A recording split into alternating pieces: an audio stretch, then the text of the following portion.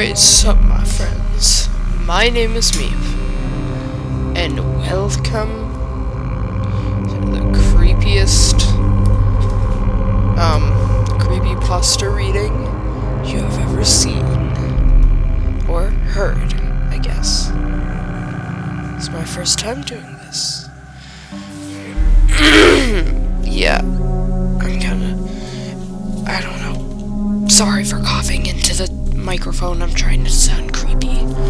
Anyway, today I'll be reading a creepypasta called Bedtime. This is on the CreepyPasta Reddit. I'll leave a link to it in the description. Submitted by King Cobra 53. Are you guys ready? You're in for some spooks. Smooks. Spooks. Wow. Okay. It was a childhood summer. I doubt I will soon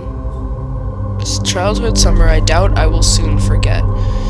If it wasn't for the horrid summer, there wouldn't have been so many sleepless nights, so many horrific nightmares.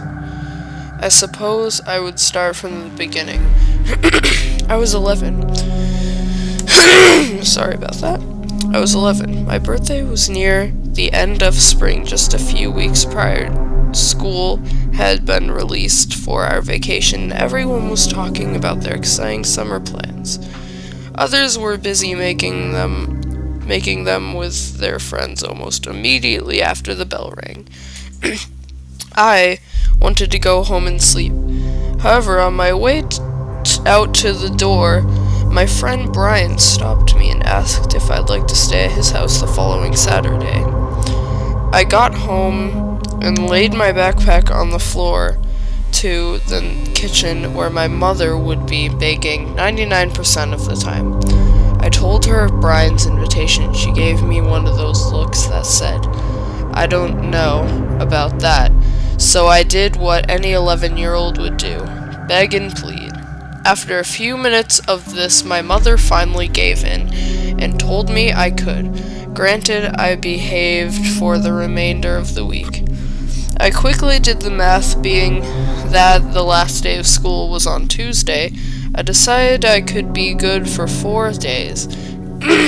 Saturday rolled in, and Brian's mom called ahead saying she was going to pick me up in half an hour.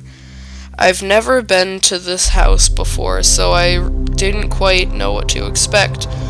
Turned out they lived close, really close, to the edge of the town. Their home was surrounded by woods, with a simple driveway running leading to the house. I remember thinking Brian's dad must have been home because there were no other cars in the driveway or the garage. However, the only parent around was his mom. The first thing we did after we arrived was have Brian's mom lead us through the house, showing me Brian's room, bathroom, phone, etc. Then there was his backyard. It led right into the surrounding woods. There wasn't even a fence. I was practically jumping for joy at all the possibilities of playing among the trees. I asked Brian if we could play back in the woods, to which Brian's mom snapped back with a strict "No!" and a glance that could have made the toughest man on the planet cower in fear, as only a mother could. Once his mother's smile returned, we went back to Brian's room and played with his toys inside. Around 5 o'clock, we ate some sort of dinner that I can't say I have a clear memory of. Probably a stereotypical kid dinner like macaroni and cheese or something along those lines. Then, around 7, as the sun slowly falling behind the horizon, his mom called for us to turn out the lights and get ready for bed. When 8 rolled around and we were both finished cleaning up after dinner, we were told to go to sleep. This struck me as odd since it was a Saturday, in the summer no less. I asked Brian why it was that we had to go to bed so early. He squirmed. around for a minute in his bed and murmured, "Because Mama says that the monsters come out at night." I chuckled and told him that only babies believe in monsters, to which he replied that I'm the only one who was a baby, bickering back and forth as children usually do. Deep inside, though, something about the way he said it made me curious. Looking back now, I dearly wish I could have just let it go, just forgot about it and gone to sleep.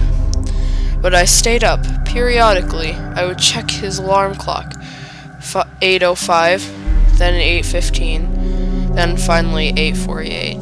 It was then I decided I would look just to satisfy my curiosity. I saw nothing except the black of trees and the darkness of the woods and the comforting emptiness of the small clearing a distance from the house. Satisfied with my findings, I turned back to bed. What happened next is the moment I will, even now prepared to leave off to college 8 years later, never let slip from my mind. That was when I heard it. Through the woods I heard a loud, blood-curdling howl ring out. I searched frantically for the point of the origin until my eyes glanced over to the small clearing and then saw the cause. I saw them, tall, black, and fur-covered. The only words I can use to accurately describe them as monstrosities. I started counting them. 1, 2, then 5, then 10. There was a whole pack of these things, as one stood above them all. What I can only now assume to be the leader of some sort of hierarchy, I don't know how to pronounce that, sorry, let out the same howling cry I heard before, and the others stopped everything and slowly darting sprints towards the door. As they continued to get closer, I fell backwards onto the floor. They ran by on all fours, like some wild animal, but one of them stopped. The alpha stood up and leaned in towards the window. I sat there, its big yellow eyes staring down into the room, snarling. At that moment, I knew those big eyes had to know I was there, watching the small, frightened child behind the illuminated by the moon. He slowly raised his arm as if he was going to swipe at me through the window, when one of his own howled, and then he slowly backed away and took off. I sat there for what seemed like hours, my heart pounding in my chest, when suddenly I was snapped out of my trance by a small voice that muttered, "I told you so." That night raised so many questions for me as a child. Some are still unanswered. I spent years afterwards looking for answers. I finally started making connections when I got my first computer and noticed trends of increasing disappearances and wolf attacks around the edge of the town in the months before the night, and slowly increasing and moving inward as city expansion increased. Even more shockingly was that one of the first cases was Brian's father. I have many things I don't understand stemming from that night, but from then on, I went to bed before the moon was risen into the night.